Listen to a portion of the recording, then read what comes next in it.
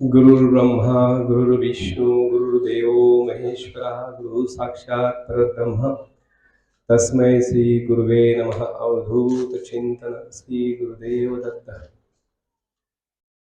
पश्चिम महाराष्ट्र सामाजिक संस्था के रौप्य महोत्सवी वर्ष पर विशेष रूप से उपस्थित आदरणीय senior inspector Sunil Jadhav sir, इस संस्था के अध्यक्ष, सेक्रेटरी, खजीनदार, अन्य पदाधिकारी, सभी मान्यवर सभासद, मंचासीन अन्य सभी महानुभाव, इस सदन में विशेष रूप से उपस्थित doctor Parag Kulkarni sir, doctor Umesh Ramakant Patil sir और छात्र छात्राएं, गुरुजन, अभिभावक और सभी महानुभावों को सादर नमन, वंदन, अभिवादन करता हूं। जय श्री राम। आज का यह दिन मेरे लिए 3 कारणों की वजह से विशेष है। एक तो आज भारत का स्वतंत्रता दिवस है। 2, आज यहाँ पर मेधावी छात्रों का गुण गौरव एवं कर्तृत्ववान व्यक्तियों के सम्मान, और तीसरी अत्यंत महत्वपूर्ण बात यह है कि आज इस संस्था को 25 वर्ष पूरे होने जा रहे हैं। इस सदन में उपस्थित सभी को भारतवर्ष की 80वीं स्वतंत्रता दिवस की बहुत बहुत बधाई। जिन छात्रों को गुण गौरव एवं जिन कर्तृत्ववान व्यक्तियों का सम्मान आज यहाँ पर हुआ, उन सभी को बहुत बहुत बधाई देता हूँ। किसी भी संस्था को 25 वर्ष तक निरंतर सुचारू रूप से चलाए रखना, सृजनशील रखना अपने आप में एक बड़ी उपलब्धि है। इस संस्था के इस संस्था से जुड़े जो महानुभाव है, उन सभी के अभिनंदन के पात्र है। उन सभी को बहुत बहुत बधाई देता हूँ, उनका अभिनंदन करता हूँ और बहुत बहुत शुभकामनाएं देता हूँ कि अगले 25 वर्ष इस संस्था का गुण गौरव और उन्नत हो। एक कामना भी करता हूँ कि इस संस्था के जो कार्यकलाप है उसमें केवल सामाजिक स्तर पर सीमित न रखते हुए इन विद्यार्थियों के लिए कुछ ऐसा मंच बनाए कि उनकी पर्सनालिटी डेवलपमेंट हो, उनके स्किल डेवलपमेंट हो, उनको मेंटरिंग मिले, उनको एंटरप्रेन्योरशिप के लिए कुछ इस किस्म का मंच बनाए जिससे 50 साल की वर्षगांठ के लिए एक विशेष उपलब्धि आपको मिलेगी।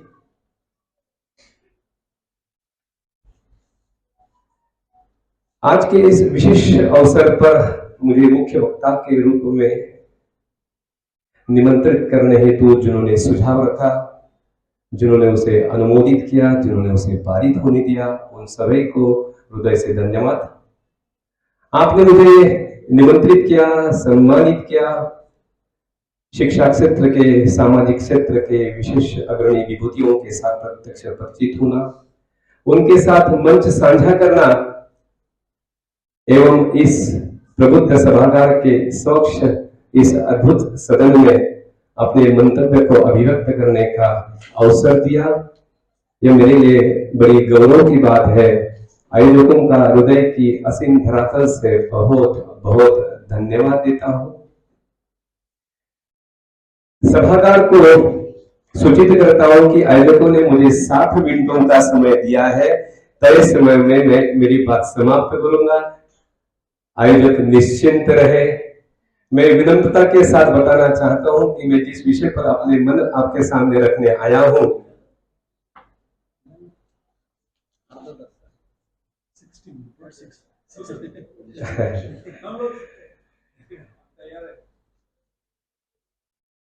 अभी मुझे सोचना पड़ेगा कहां से शुरू करूं। कोई बात नहीं, जैसे आयोजक उचित समझे। मैं अपनी बात बेसिकली 3 चरणों में रखना चाहता था, उसको थोड़ा श्रिंक कर देता हूं। मेरी जीवनी, मेरी औद्योगिक यात्रा ये बताने का प्रयास रहा था, जिससे यहाँ पर उपस्थित युवाओं में, छात्रों में एक मनोबल, आत्मविश्वास बढ़े। दूसरे चरण में मैं कुछ सफलता का मंत्र या व्यावसायिक सूत्रों को बताना चाहता था, जिससे युवाओं में उद्योजकता के विषय में दिशा दर्शन मिले। और तृतीय चरण में अपने भारत वर्ष की आर्थिक परिस्थितियों के बारे में बताना चाहता था, जिससे युवाओं में, छात्रों में स्वयं का भविष्य निर्माण इसी पुण्य भूमि में, इसी देवभूमि में रहकर करने की प्रेरणा मिले और उन्हें इसी राष्ट्र को निर्माण करने में अपना योगदान देने की प्रेरणा मिले। मैं शीघ्र ही प्रथम चरण की बात करता हूं, मेरी जीवनी। मेरा जन्म साइकड़ा नामक छोटे 3000 बस्ती का गांव, तहसील निफाड़, जिला नासिक यहाँ पर हुआ। मेरा पैतृक गांव सिंदुरनी, जिला जलगांव। दोनों जगह पर मैंने जिला परिषद के स्कूल में मराठी माध्यम में शिक्षा प्राप्त की। उन दिनों की एक सामाजिक परिस्थितियां आपको बताना का प्रयास करूंगा। ये बताने में मुझे कोई संकोच नहीं कि हम शुरू से समृद्ध धनवान तो थे नहीं, हालांकि अभी भी नहीं हो, क्योंकि इसकी व्याख्या प्रतिदिन बदलती जा रही है।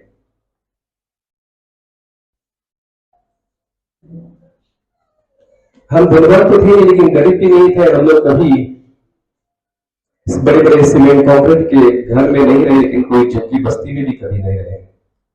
साधारण सागर 20 बाय 10 की खोली, मट्टी का घर, जहां पर ट्यूब नहीं, फैन नहीं, फर्श नहीं,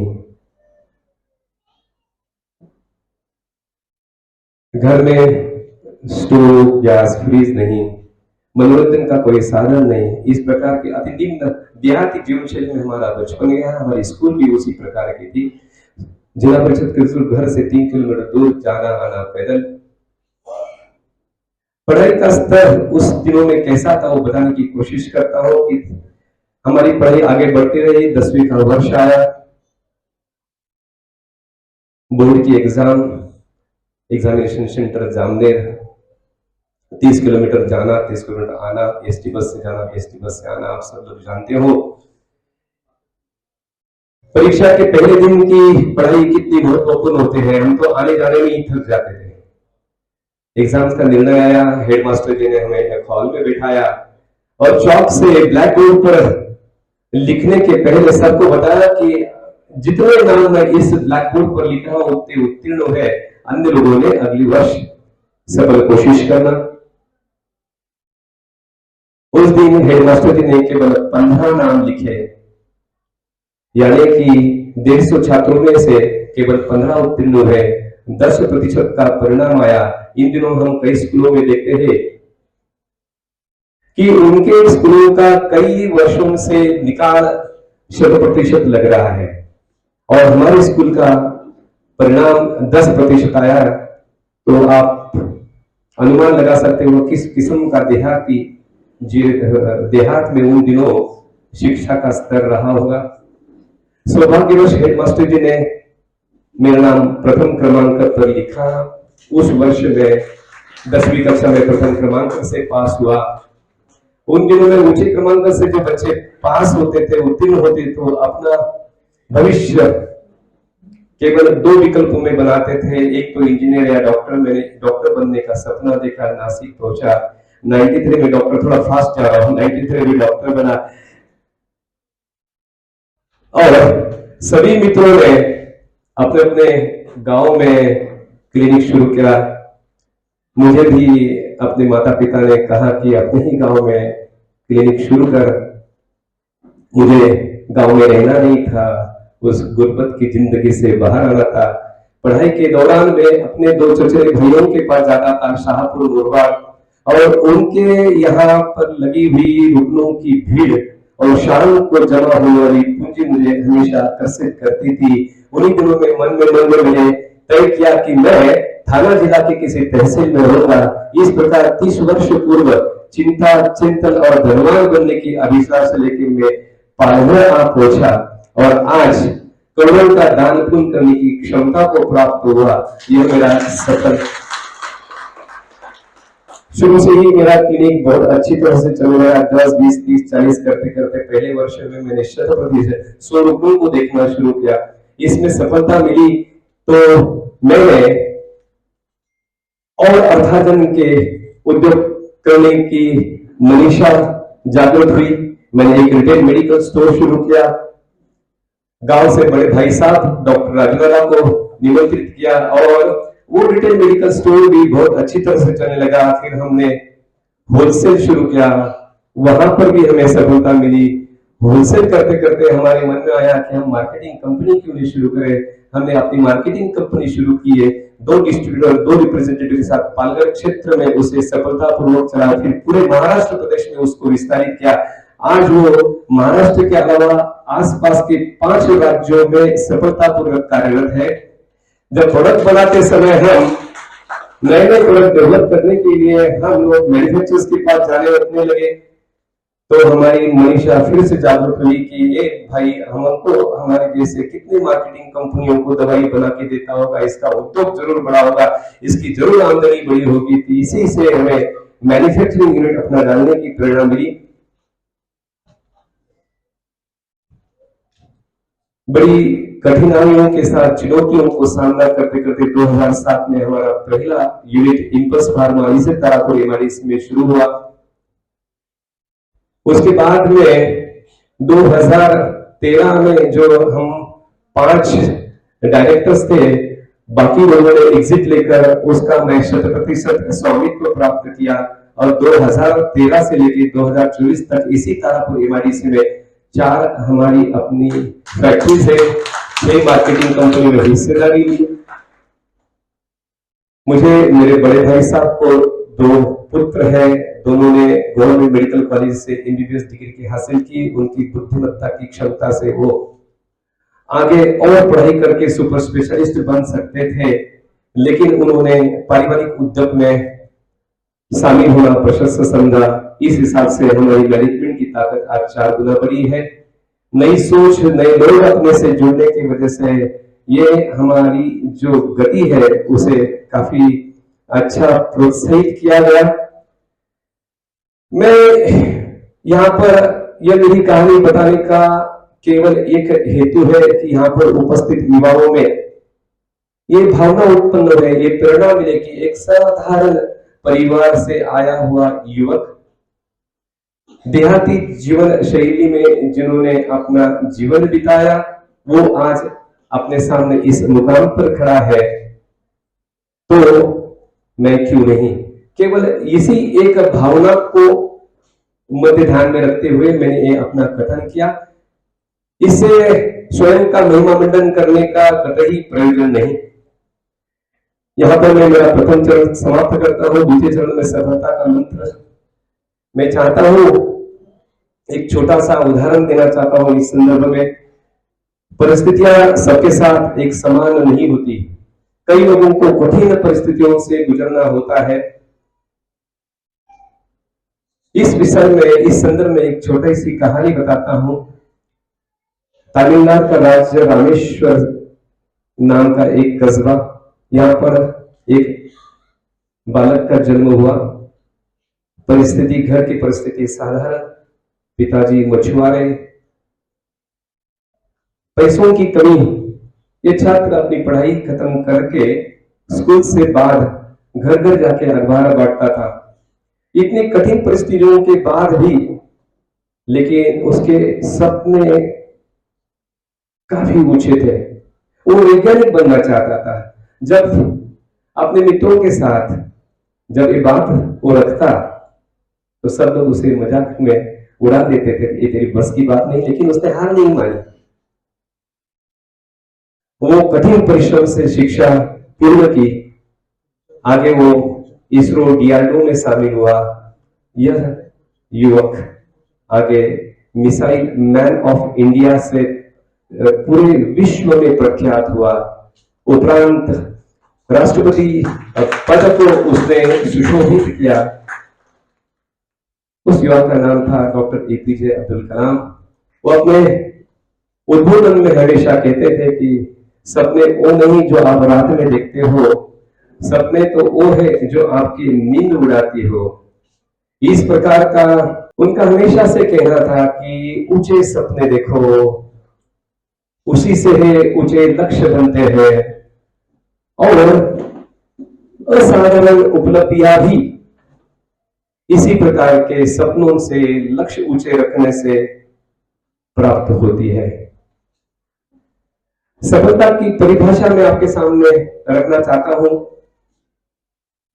निर्धारित लक्ष्य को निर्धारित समय में प्राप्त करना, अर्थार्जन के ऐसे स्रोत निर्माण करना कि जो आपको प्रचुर मात्रा में धन लाभ दे, जो पीढ़ी दर पीढ़ी चलते रहे और स्वयं की, अपने परिजनों की सर्व सात्विक मंगल कामनाओं की संतुष्टि कर सके, समाज में मान सम्मान को प्राप्त करना और समाज के सभी प्रकार के रचनात्मक विधायक जो कल्याणकारी योजनाएं हैं उसमें योगदान देने की क्षमता को प्राप्त करना, स्वयं के पुरुषार्थ अभिगम के साथ समाज में सकारात्मक रूप में बदलाव लाने की क्षमता को प्राप्त करना। इस प्रकार की क्षमता कैसे प्राप्त की जा सकती है, इस प्रकार का सफलता कैसे प्राप्त हो?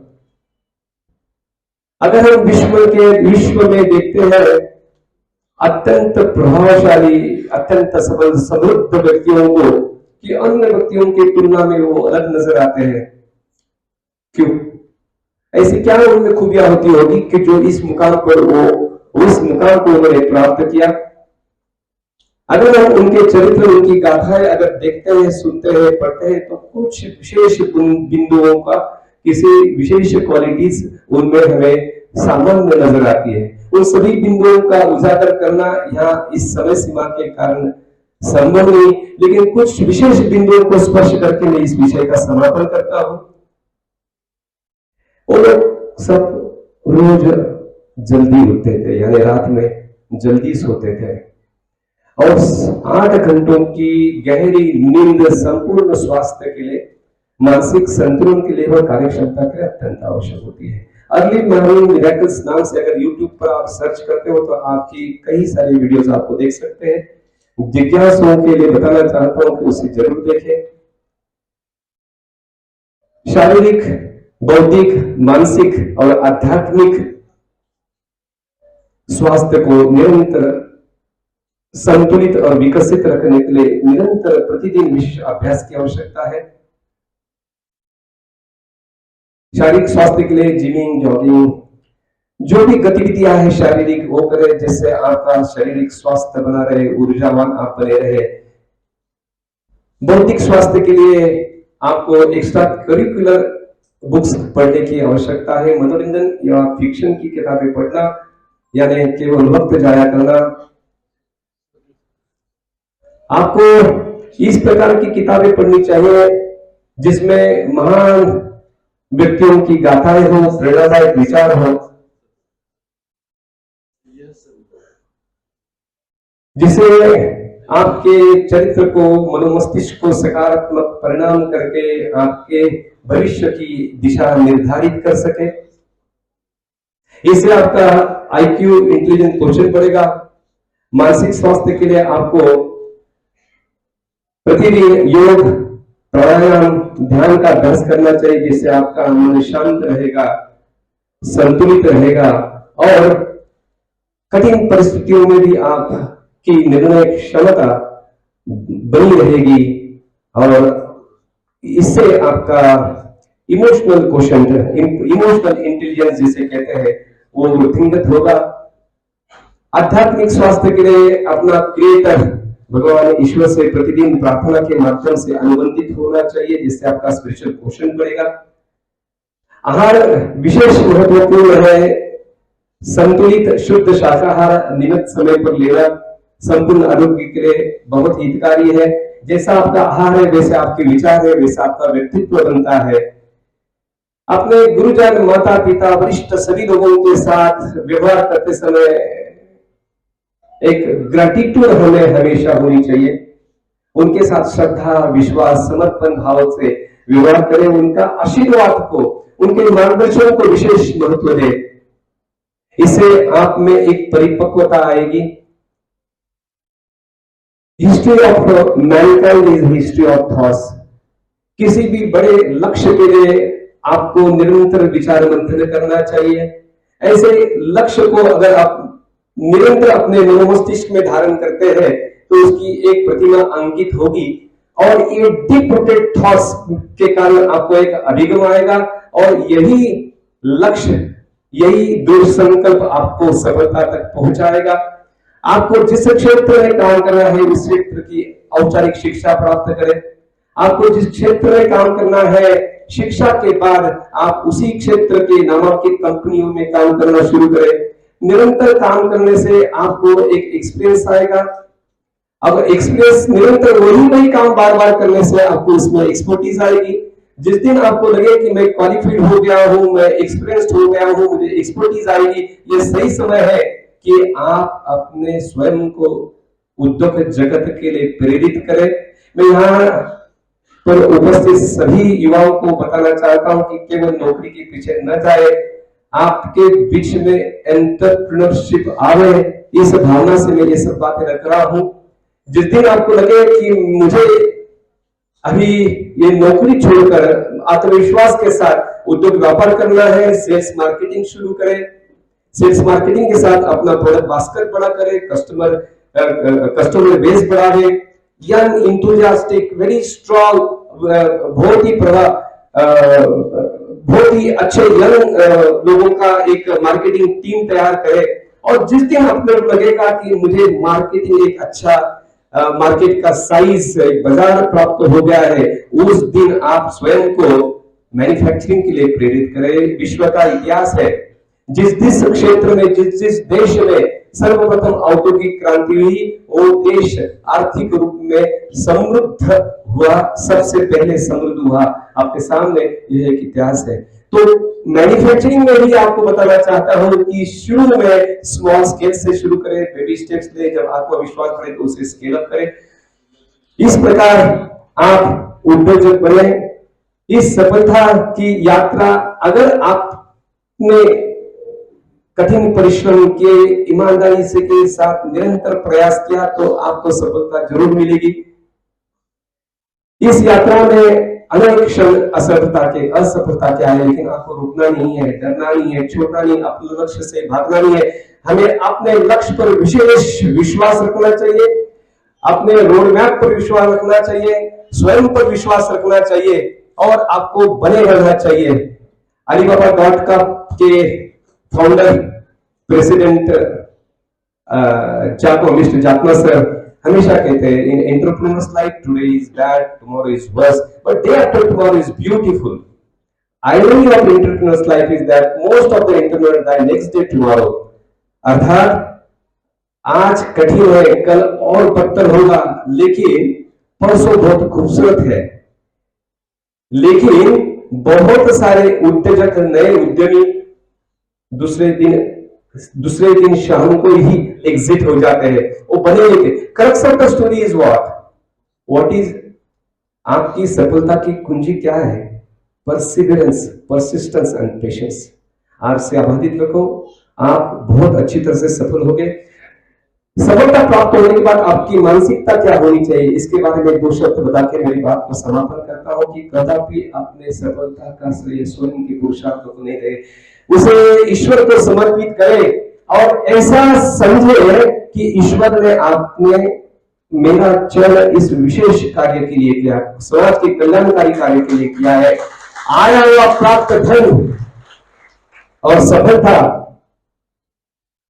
को कदापि स्वयं के उपभोग में ना ले, एक विश्वस्त के रूप में उसका विनियोग करें। निरंतर ध्यान में रखें कि अपनी सफलता में अनेक महानुभावों का प्रत्यक्ष अप्रत्यक्ष रीत्या योगदान होता है। अपने गुरुजनों का, अपने परिजनों का, अपने मित्रों का, और इनका निरंतर ध्यान रखें, कृतज्ञता रखें। इससे क्या होगा, प्राप्त धन सफलता आपके सर चढ़ बोलेगी नहीं, आपके पैर हमेशा जमीन पर बने रहेंगे और आप में एक विशेष प्रकार की सात्विकता सादगी आएगी, जिससे आप समाज में विशेष मान सम्मान के लिए प्राप्त होगे। सफलता जैसे ही प्राप्त होती तक सबसे पहले काम अपने परिजनों, अपने घर वाले की हर एक के उत्थान में, निर्माण में अपना योगदान दे। द्वितीय चरण में हम हमेशा समाज के उत्थान में, निर्माण में काम दे। तृतीय चरण में अपने राष्ट्र निर्माण में अपना योगदान दे। अंत में तृतीय चरण पर आया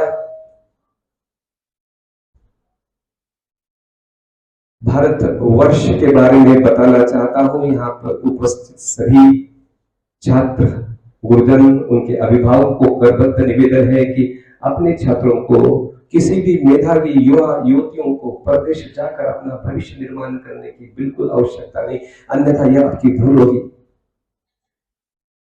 अब समय बदल गया है, निरंतर बदल रहा है। आप सभी सौभाग्यशाली हो कि आपका भविष्य निर्माण का समय और भारतवर्ष का अमृतकाल एक ही दौर में आया। यह एक स्वर्णिम अवसर है कि आप आपका स्वयं की सफलता के साथ साथ भारतवर्ष के निर्माण में, भारतवर्ष को विकसित देखने में योगदान दे सकते हो। भारत वर्ष के बारे में कुछ रोचक तथ्यों को बताना चाहूंगा। मुझे लगता है कि और 2 मिनट में मेरी बात के समापन करता हूं। भारतवर्ष एक विश्व में प्राचीनतम सभ्यता है। भारतवर्ष ये सबसे बड़ी लोकतांत्रिक व्यवस्था है। भारतवर्ष इस विश्व का सबसे ज्यादा आबादी वाला देश है। 150 करोड़ जनसंख्या के साथ जन संसाधन में हम विश्व में अव्वल क्रमांक पर आते हैं। भारतवर्ष इस विश्व का सबसे ज्यादा युवा देश है। भारतवर्ष की औसत आयु 29 वर्षों की है, यानी 29 वर्षों के नीचे आधी आबादी, 29 वर्षों के ऊपर आधी आबादी। और ऐसा सांख्यिकी अनुमान है कि अगले 50 वर्षों तक यह देश युवा रहेगा। भारतवर्ष विश्व की सबसे बड़ी बाजार है। भारतवर्ष इस विश्व का सबसे ज्यादा गति से बढ़ने वाली अर्थव्यवस्था है। अर्थव्यवस्था को मापने के लिए जो मापदंड होते हैं, जैसे जीडीपी, एफडीआई, स्टार्टअप, एमएसएमई रहते, उनके बारे में एक मिनट में आपको बताना चाहता हूँ। आपको जरूर गर्व महसूस होगा। जीडीपी का मैं बताना चाहता हूँ कि जीडीपी हमारी भारत की अर्थव्यवस्था 2015 में 10वें क्रमांक पर थी। आज हम 4.5 ट्रिलियन डॉलर्स के साथ चौथे क्रमांक पर है। 2047 में जब हम स्वतंत्रता की गौरवशाली शताब्दी वर्ष मनाते रहेंगे, 20 वर्ष, उस वर्ष भारत की अर्थव्यवस्था विश्व में प्रथम क्रमांक पर होगी। हम विश्व गुरु बनेंगे, महासत्ता बनेंगे। विकसित भारत का अपना सपना साकार हुआ होगा, इसमें हम सभी को विश्वास रखना चाहिए और हम सभी को इसमें योगदान देना चाहिए। जीडीपी के बारे में बताना चाहता हूं। 0 से 4.5 ट्रिलियन का अगर यात्रा देखें,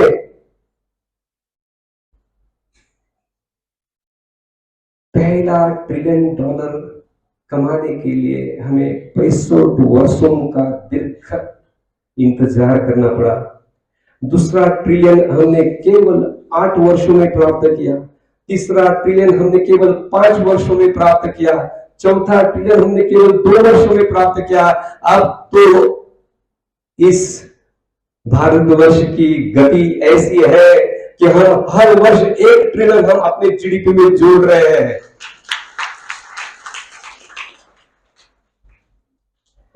एफडीआई, फॉरेन डायरेक्ट इन्वेस्टमेंट के बारे में बताता हूं। स्वतंत्रता के बाद आज तक हमारे देश में 1.2 ट्रिलियन डॉलर्स की इन्वेस्टमेंट हुई। रुपयों में बताऊं तो 12 लाख करोड़ रुपया।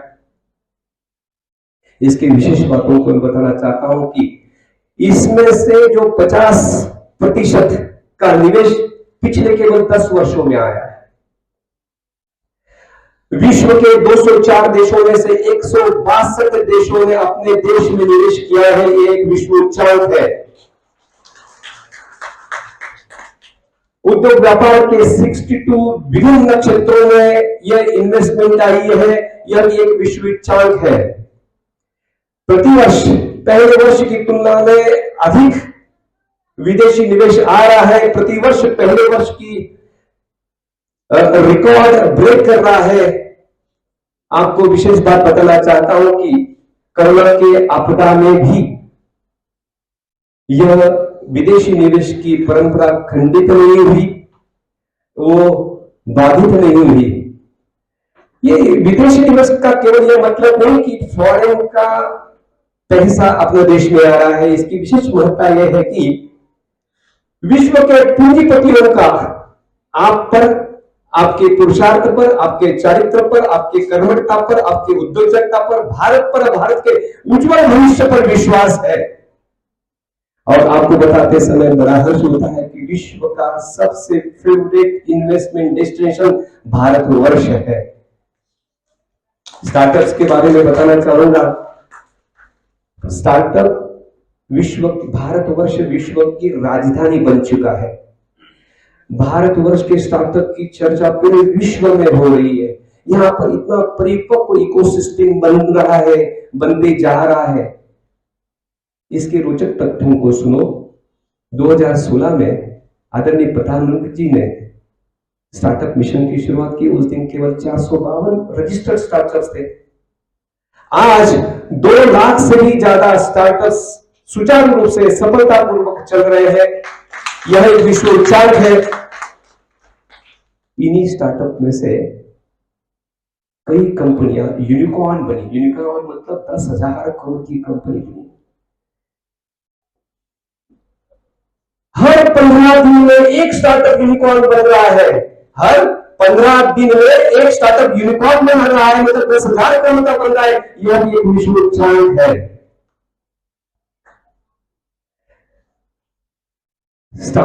आप विश्वास करो, ये स्केल देखो, इसका पेस देखो। मुझे पूरा विश्वास है कि यहां पर बैठे हुए सभी भारतीयों को गौरव महसूस होगा इन अंकों को सुनकर।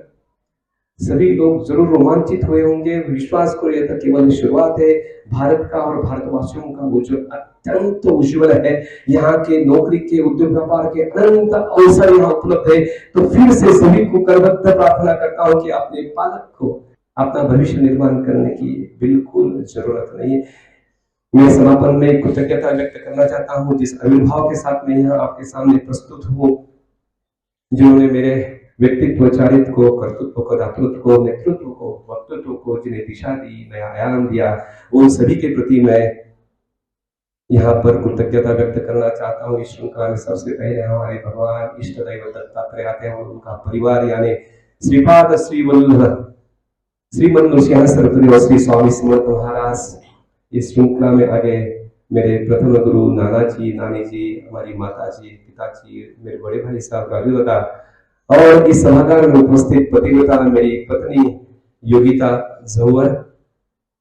इन सभी ने का स्नेह आशीर्वाद के कारण मैं सफल बना। इन सभी को इस मन से कोटि कोटि प्रणाम करता हूँ। यहाँ पर उपस्थित सभी को मैं मंगल कामनाएं देना चाहता हूँ कि आप अपने क्षेत्र में दिन प्रतिदिन सफलता की ऊंचाई हासिल करें। स्वयं का नाम, परिवार का नाम, समाज का नाम, राष्ट्र नाम ऊंचा करें। पुरुषार्थ का ऐसा परिचय दे कि इतिहास भी आपके एक पन्ना रिक्त रखे। उस रिक्त पन्ने को अपने पुरुषार्थ से स्वर्णिम बनाना है। कबीरा कह गए, जब हम पैदा हुए जगह से हम रोए, ऐसी करनी कर चलो हम हंसे जग रोए। क्यों डरे जिंदगी में, क्या होगा, कुछ तो हुआ तो तजुर्बा होगा। बड़ी शिद्दत से निभाओ अपना किरदार इस जिंदगी में यारो। पर्दा गिरने पर भी तालियां बजते रहे। आप लोग की जोरदार तालियों के साथ, मंगल कामनाओं के साथ अपने वाली को विराम देता हूं। जय हिंद, जय भारत।